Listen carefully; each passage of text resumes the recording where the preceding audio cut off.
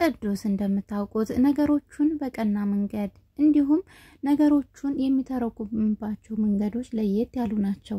ሰኒ ለሚጠይቃት ጥያቄ አቅም አቃታት፣ ተንፋሽም አጣራት። ቅዱስ በጣም ገርሞታል የሰኒ እንዲመሆን። ሰኒ እንዲሆነችው በእህቷ የባል ምክንያት ነው።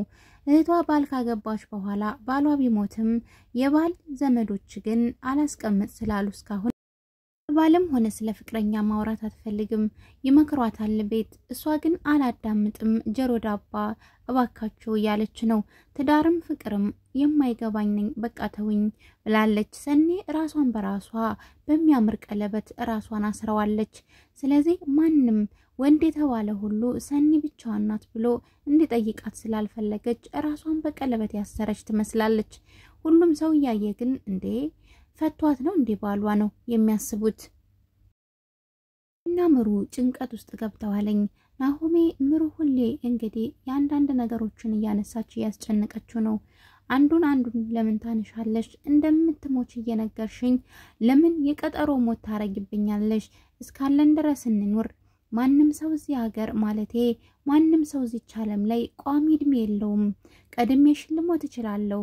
ለምንድነው ይሄንን ነገር የምታደርጊው ብሎ ሐሳብ ውስጥ ገብቷል። እንግዲህ እሱ እንዳይጨነቅና አንድ ቀን እንኳን ጥለው ብትሄድ እንዳይጎዳ በመፈለግ እንደምትሞትና ጥለው እንደምትሄድ ሁሌ ታስታውሰዋለች። ይሄም ማስታወስ ያልወደደው ግን አትንገሪኝ አልፈልግም እያለ ነው። እንደማጣሽ እያሰብኩ መኖር ጨንቆኛል። ስለዚህ ባክሽን ማን ቀድሞ እንደሚሄድ ፈጣሪ ነው የሚያውቀው። ይሄ ልብ ህመምተኛ ነኝ ነገ ልሄድ እችላለሁ የሚለውን ሐሳብ ተይና የዛሬን እንኖር የነገን ፈጣሪ ያውቃል ይላታል። ሞት እንዳትጎዳ ብዬ ነው። አንድ ነገር በሆነ እንኳን አንተ ራስህን ማጽናናት እንዳለብህ ማወቅ ስላለብህ ነው የምነግርህ ትለዋለች። እሱ ግን የዛሬን ብቻ ልኖር የነገን ፈጣሪ ያውቅልኛል ይላታል። እሷም ነገ እኔ ብሞት እሱ ይጎዳልኝ በእኔ ተነሳ እያለች ነው የምታስበው። ቅዱስ እንደ ስሙ ቅዱስ ቢሆንም የተለየ ነገር አለው። የተደበቀ ማንነት፣ የተደበቀ ሚስጥር አለው። ይህንንም ለማወቅ ኪራ ይጠራልኝ ምን እንደሆነና ምን ሆኖ እንደተቆዘመ ቢጠይቀውም እሱ ግን አይ ብሏልኝ። ሲጠይቁት የሚጠይቀው መልስ አይገባው ቢሆንም እባክህ ምን ነው ይለዋል። እሱ ግን መልስ አልሰጠም። ስለዚህ እሱም ብድግ ብሎ ውጭ ነበር የወጣው ለመሄድ። ቅዱስ አንዳንዴ ጸባዩ ይቀያየራል። የጸባዩ የመቀያየረው መንስኤ ምን እንደሆነ ኪራ በራሱ አያውቅም። ኪራ የራሱን ነገር ለሱ ያወራው እንጂ ቅዱስ ማንዳችም ነገር ስለራሱ አልነገረውም። የሚነግረው ነገር እንዳለ አይ አንተ እኔ ተጸጸትኩበትን ጸጸት አንተ ማለፍ የለብህም ወይም ደግሞ እኔ ራሴን እየወቀስኩ አንተ መውቀስ የለብህም ሚለው ንግግሩ ውጭ ቅዱስ ስለምንም ነገር አንድ ቀን አውርቶ ያቅም። ምን ሆኖ ነው ቢባልም ኪራ የሚመልሰው ነገር የለም። ምክንያቱም ነገሮቹን ቀጥታ የመናገር አቅም የለውም። በተዘዋዋሪ ይናገራል። ከተረዱ ተረዱ፣ ካልተረዱ ደግሞ የራሳቸው ጉዳይ እንደሚባለው ልክ እንደፈለገ ይናገራል። ከተረዱት እሰየው፣ ካልተረዱትም ጊዜ ያባክንም ብድግ ብሎ በመሄድ ያምናል። ሰዎችን ለመረዳት ሰዎቹ የሚያወሩትን ለማወቅ ይጥራል። እንዲሁን እንጂ ሰኒ የምታወራው ነገር እንዲሁም ሰኒ የምታረጋቸው ነገር ግራ ይገባዋል። ስለዚህ ሰኒ አፍቅራ ነው ወይስ ደግሞ አግብታ ፈታ ነው የሚል ጥያቄ አድሮበታል። ሩንዲ ነው ሰኒ እንድታገባና ወይ ደግሞ አይኗን ገልጣ ሁሉንም ነገር አይታ ፍቅረኛ እንድትይዝ እነ ጽናት ይፈልጋሉ። እነ ኪራም ይመክሯታል። ስለዚህ እባካችሁ ተውኝ እኔ ግን አልፈልግም ግዴታ አይደለም እኮ ትላቸዋለች። ትዳር እኮ አሪፍ ነው ሁሉም ሰው ተሰባስቦ ወይም ደግሞ ልቦች ተሳስበው የሚቋቋም ተቋም ነው ይሏታል። ትዳር ተቋም ከሆነ ተቋም ይከስራልኝ። ስለዚህ ትዳርም ይፈርሳል ፍቅርም ያልቃል ብላ ታስባለች። ስለዚህ ትዳር እንደ ተቋም መታየት የለበትም ለማለት እየፈለገች ይመስላል። በእህቷ የደነዘዘው አይምሮዋ እሷም ከዚህ በኋላ ብታገባ የእህቷ አይነት ነገር ይገጥመኛል ብላ ስላሰበች ማንንም ቢያናግራት መልስ የላትም። ይሁን እንጂ ቅዱሴ ከጎኗ ቁጭ ብሎ እንደተረዳው ወይም ደግሞ እንደጠየቃት ምንሽ ነው ለምንድነው ቢላትም እሷ ግን ክርክሩን ይዛዋለች። ለምን አላገባሽም አንተ ለምን አላገባህም? ታማኝ ሴት አጥቼ ብቻ እሷን የማሸነፍ ክርክር ነበረ። እሷም ለሌላው ምላሷ እንደሚረዝመው ለሱ ምላሷ አልረዘመም። የተናገራት በሙሉ በጣም ትክክልና ወሳኝ ነገሮች ስለነበሩ መልስ እንዳጣችለትና አፏን እንዳዘጋትም ትመሰክራለች። ናሆሚ እናት ናሆሚ ጋር እየደወለች መቼ ልጅ እንደሚወለድ መጠየቁን አላቆመችም።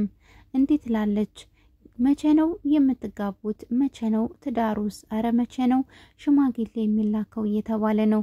ስለዚህ ይሄ ነገር ስላስጨነቀው ከምሩ ጋር እየተሟገቱበት ነው። እናቴ ደውላ እንዴት አረክሽልኝ እያለችሽ ነው።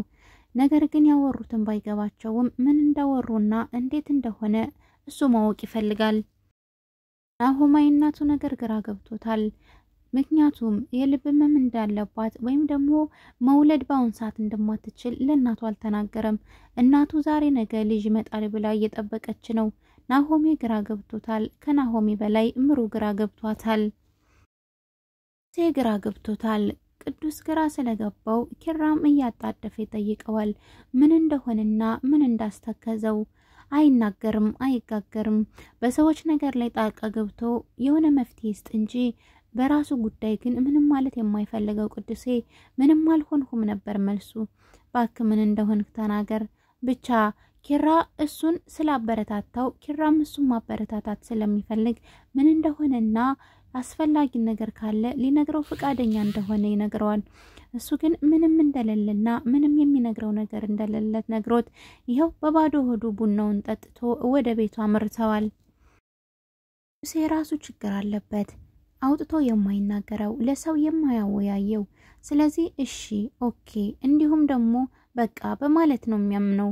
ስለዚህ ኪራም ያሰበውን የጠየቀውም ስላልመለሰለት በቃ ይሁን ተባብለው ወደ ቤት ገብተዋል።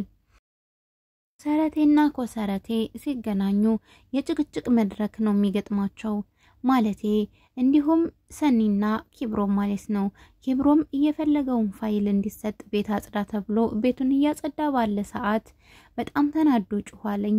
ነገር ግን የሴት ልጅ አቅም ለመፈተን ያደረገው ጥረት ተመችቶኛል። አንዳንዴ በልበ ሙሉነት እምቢ ፋይሉ እንዲሰጠው ቢፈልግም አልሰጠው ስላለ ቤት አጽድቶ ምግብ ሰርቶ ሁሉን ነገር ከሰራላት በኋላም አልሰጥም ብላ ደጅ ያስጠናቸው ነበር። እሷም ደጅ ማስጠናቱ ስለፈለገችውና ሞላቀቀች ስታስቸግረው በጩኸት ነበር ፋይሉን ሊቀበላት የፈለገው። ነገር ግን ደንግጣ ሩጣ ፋይሉን ይዘው መጣች። ስለ ጩኸባት እንዲሁም እውነት እንዳልሆነ ለማሳወቅ ከት ብሎ ነበር የሳቀባት። እሷ ግን ቆሌዋን ስለገፈፋት ምንም ማለት አልፈለገችም። ይሄውል ፋይል ትለዋለች። እሱ ግን ለዚህ አቅምሽ ነበር እንዴ ስትጠራሪ ነበረ ብሎ ነበር አሹፎባት ሄደው። እሷ ግን ሁለተኛ ሰራልሃለሁ እያለችው ነበረ። የሁለታቸው ነገር ግን ፍቅር አይሉ ጸብ እየተግባቡም አይደለም። እኔ ግን እሷ ከቅዱስ ጋር ትግባባና የሁለታቸውን ባህሪ ታሳይ ስለሆነ የሚግባቡ ይመስለኛል። ምክንያቱም የቅዱስና የሷ ባህሪ አንድ ነው። ሁለታቸውም በትዳር አያምኑም። ትዳር የሆነ ነገር ነው ይላሉ። ስለዚህ ሁለታቸው ቢግባቡና ቢያወሩ ሁለታቸውም የትዳር ሰው ይሆናሉ። ሁለታቸውም የሚፋቀሩ ይመስለኛል።